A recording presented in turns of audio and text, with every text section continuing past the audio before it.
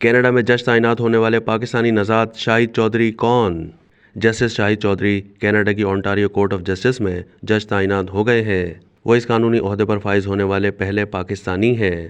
Justice Shahid Chaudhry نے کہا ہے کہ اونٹاریو کورٹ آف جسٹس میں بطور جج میری تعیناتی ہو چکی ہے اور آج کل ٹریننگ ہو رہی ہے۔ انہوں نے بتایا کہ میں نے قانونی طور پر حلف لے لیا ہے، جبکہ عدالت میں عوامی حلف اسی مہینے ہوگا۔ واضح ہے کہ جسٹس آف پیس کا عہدہ سنبھالنے والے جسٹس شاہد چودھری کینیڈا کے شہر وٹبی کی ڈپٹی میئر ملیحہ شاہد کے شوہر ہیں۔ 25 سال پہلے پنجاب کے شہر بورے والا سے کینیڈا چلے گئے تھے۔ انہوں نے لاہور کی University of Engineering and Technology سے الیکٹریکل انجینئرنگ میں ڈگری حاصل کی ہے اور آسکارڈ ہال لاء اسکول سے پوسٹ گریجویٹ سرٹیفکیٹ مکمل کیا ہے۔